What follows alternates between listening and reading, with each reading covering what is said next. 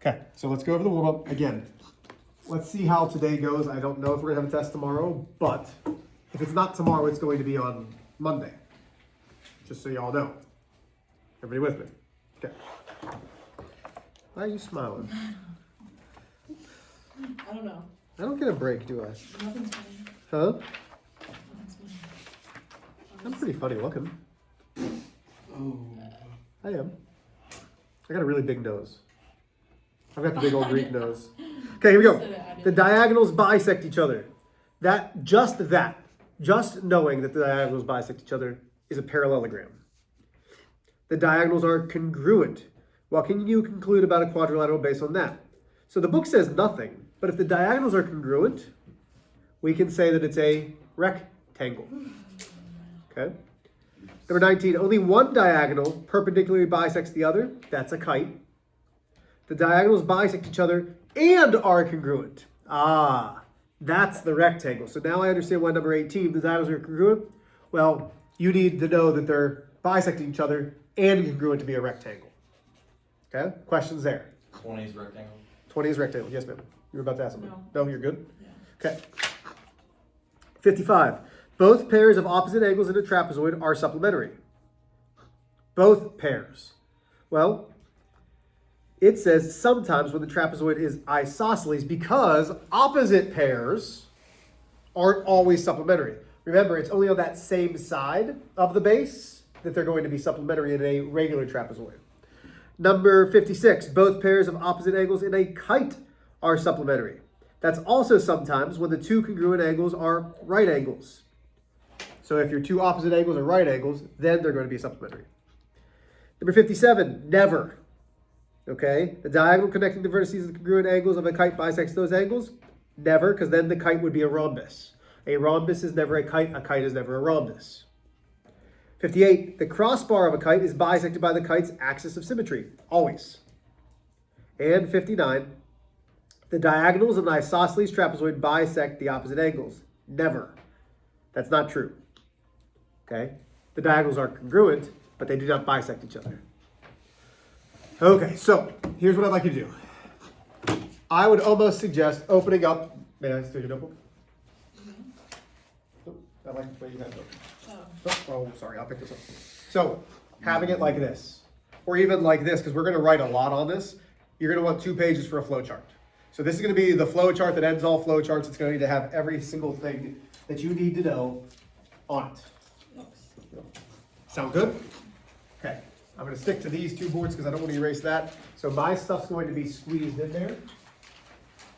And if I forget something, let me know. Be like, hey, Mr. H, there's something else. Okay? I'm going to blow my nose before we get started because I don't know what to do. Everybody see? There we go.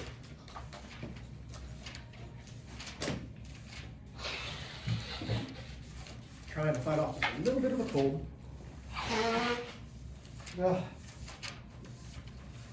You got it. Yeah. I guess I'll let it go. Okay. Here we go. So, first and foremost, and I'm not going to put this up there. Our first thing, and you should put this. I'm not going to because I want to have more space. But your first box should be quadrilateral. Everything that we talk about is going to be under the quadrilateral. What is the only thing that we know for a quadrilateral? It has 4 sides. 4 sides. So you should put a box. I'm going to erase mine, but you should have this. That should say quadrilateral, and then a little tick mark off it saying 4 sides. That's what's going to make it a quadrilateral. Is it has 4 sides. Everybody with me? Yeah. Okay. So I'm going to erase this. You're going to have 3 lines coming off of that. And that's where we're going to start. So over here, you're going to have a box that is a kite. Over here, you're going to have parallelogram. And over here,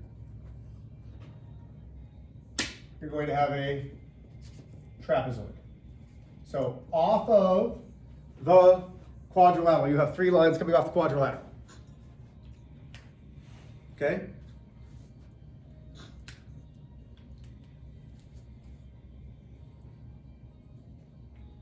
Where do you want to start? You guys tell me. Which one of these do you want to start with?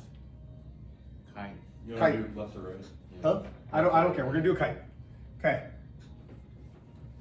So let's start with the kite, the diagonals. Diagonals are perpendicular. And where are you getting this from, Mr. H? Well, I can open my book. Now I'm getting it from my memory. But I can go to my book. I can open to page 279. Yes, sir. Maybe sharpen the pencil. Sure, go ahead.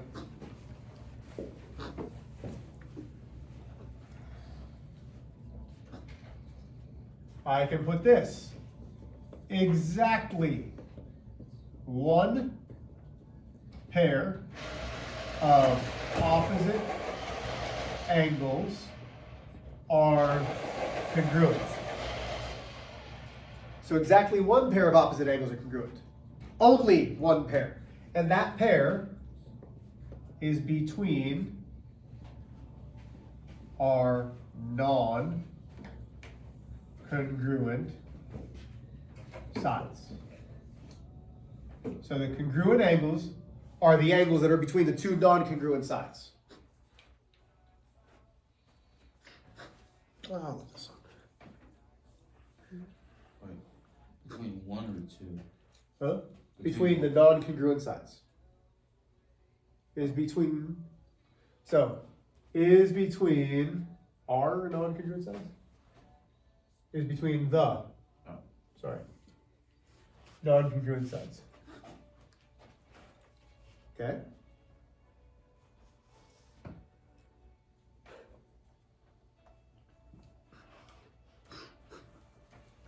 Then the axis of symmetry diagonal bisects the other diagonal.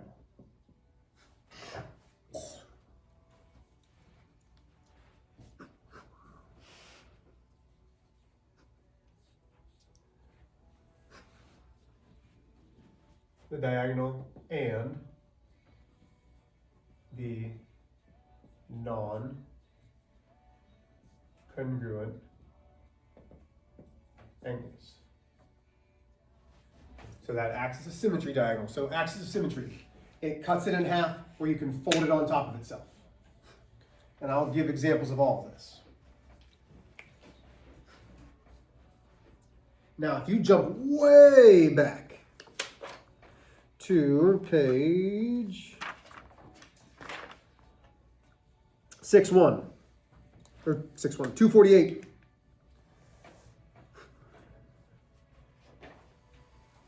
This was the very first thing. So a kite, two pairs of consecutive congruent sides. Okay?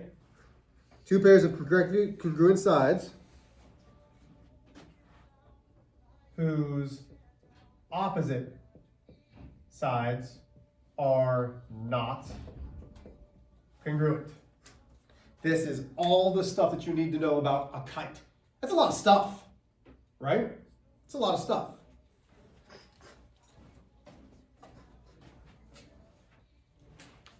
So this is going to be our end-all be-all flow chart.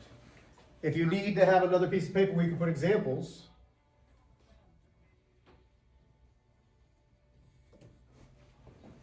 go for it. So this is my kite right here. These two and these two are not congruent. Consecutive means next to. These are congruent, but the opposite sides are not. That's the definition of a kite. So what else do we know about a kite? Well, these angles are congruent. These are not. These diagonals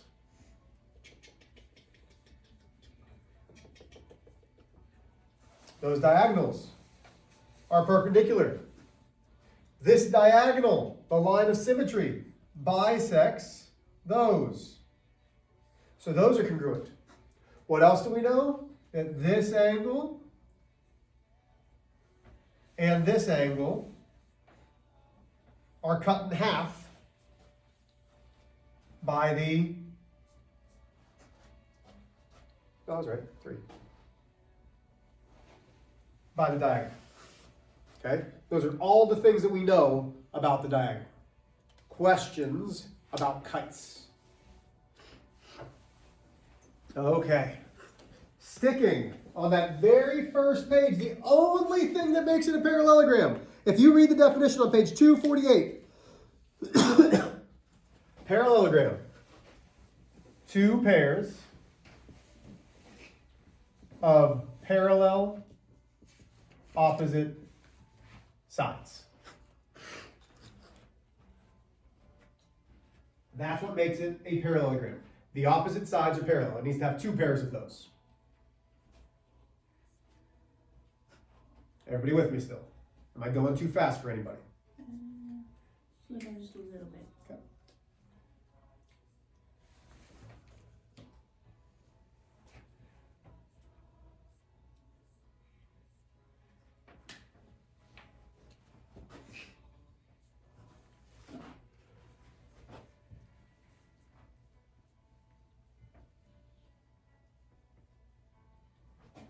Opposite angles in a parallelogram are congruent.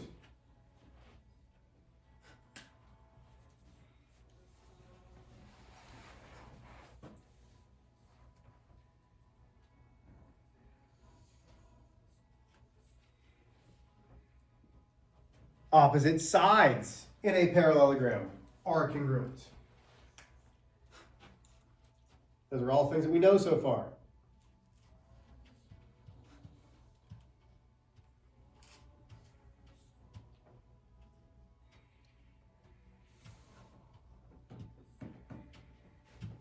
Still good?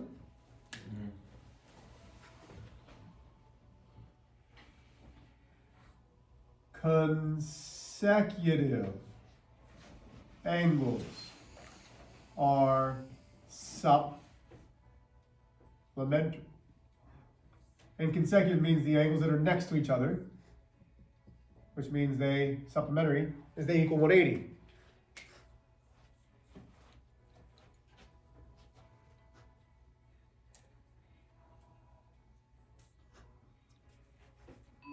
Ding dong.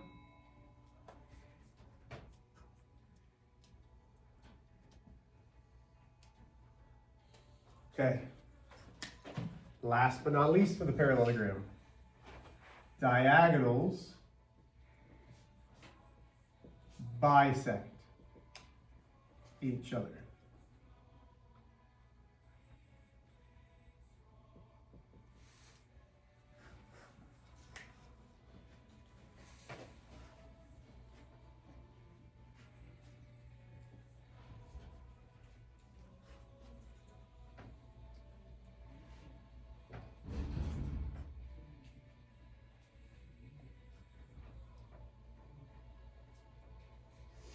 Okay, that's all parallelogram. Shoo. We good? So now remember, everything that's off of parallelogram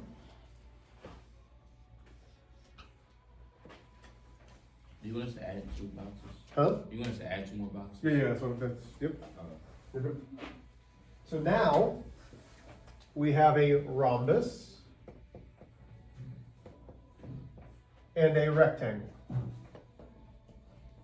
So now remember, this goes up. Everything about a rhombus includes a parallelogram. A rhombus is always a parallelogram. Always goes up. So that means a rhombus has 2 pairs of parallel sides. It has consecutive angles that are supplementary.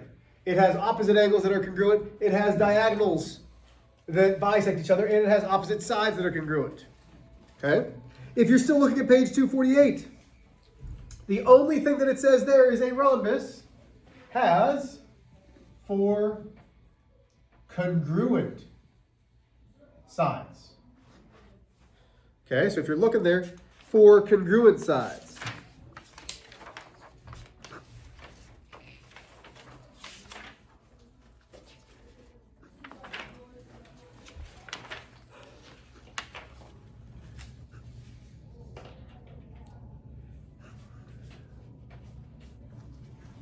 Okay, the diagonals still bisect each other.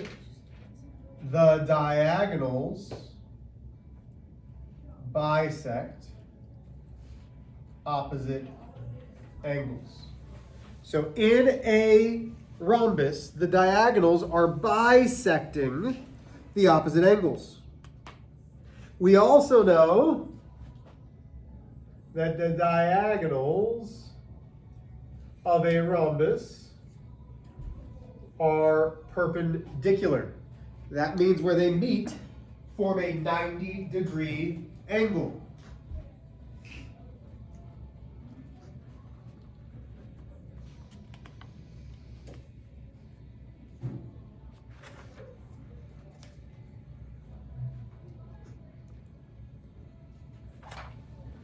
Okay, well, what about a rectangle? 4 congruent angles. What does each angle of a rectangle have to be? 90 degrees. So those 4 congruent angles are all 90 degrees. The diagonals of a rectangle are congruent.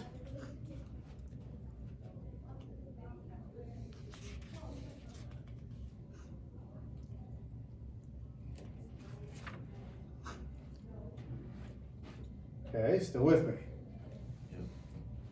Last but not least,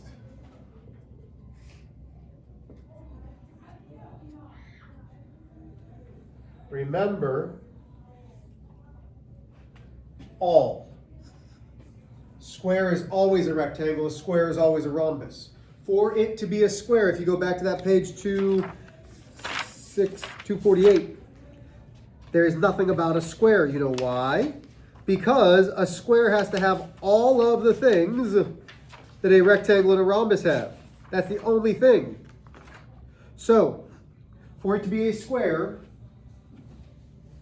all 4 sides are congruent and all 4 angles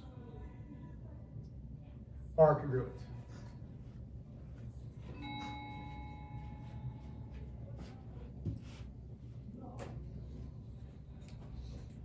With me there? Yes, no? Okay. Last but not least is the trapezoid. For something to be a trapezoid, again, going back to page 248, it tells us exactly what's the bare basic of a trapezoid. Exactly 1 pair of parallel sides. Okay? 1 pair of parallel sides.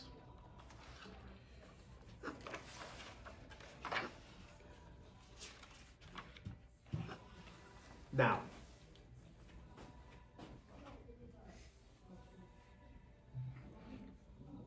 angles on, and let's go consecutive angles of the bases are supplementary. So I'm going to go like this. I'm going to give a little description. Base 1, base 2. The measure of angle 1 plus the measure of angle 2 equals 180. The measure of angle 3 plus the measure of angle 4 equals 180. So consecutive angles of the bases. Need one from the base 1, base 2, base 1, base 2. They are supplementary. So each half of a trapezoid is supplementary. You said of the what? Of the water solar? consecutive angles of the bases are supplementary.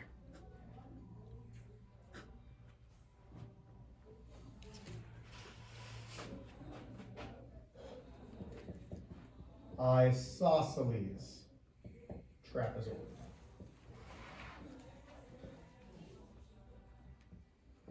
Non-parallel sides are congruent. What does it say under supplementary? Base 1, base 2. So that's for the trapezoid. I'll give you a minute to get caught up.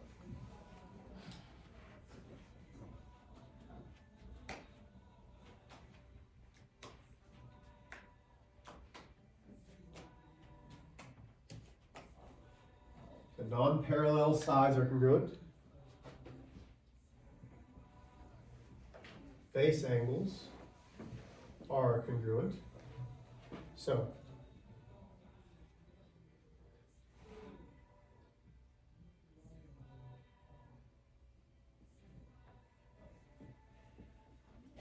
the bases are the ones that are on the parallel sides. So these two angles would be congruent. These two angles would be congruent.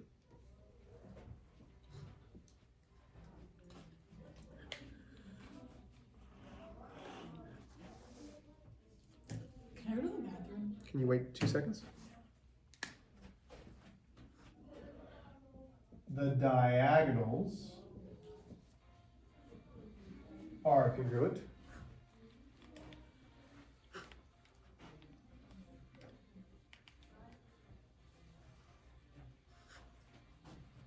And then, last but not least, the mid segment is the average of the two bases. That's where you're taking the base plus the base, dividing it by 2.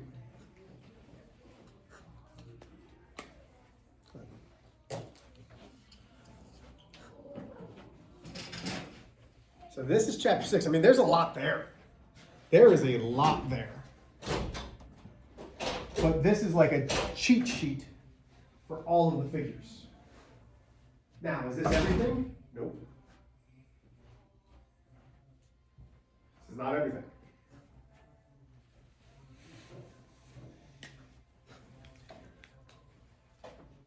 Let me know when we're done with all this so I can keep going. So I'm going to completely jump to something different. Esther, you done talking about this? Yeah. Ella? Yeah. My brain is just. Danny? No.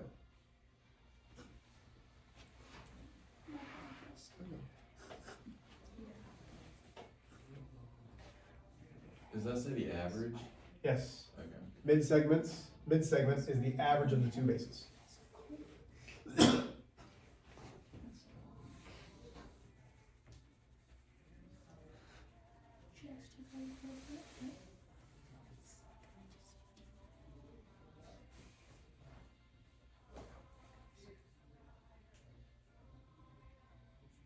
Everyone's getting sick all of a sudden. I'm kind of scared.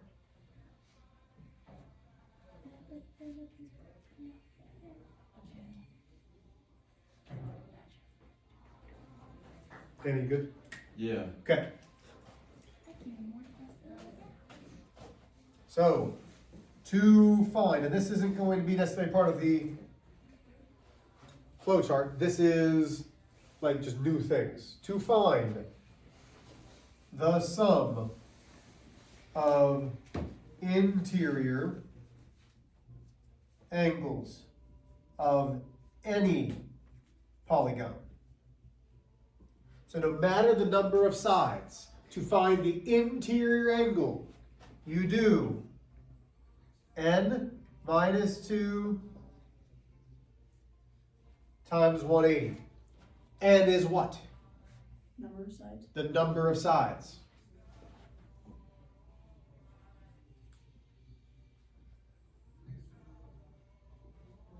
So if we have a three-sided figure, 3 minus 2 is 1. 1 times 180 is 180.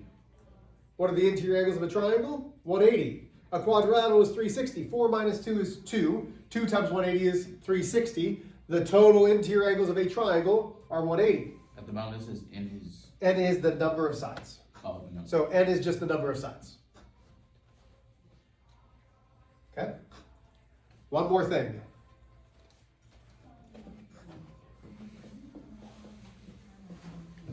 The exterior angles of any polygon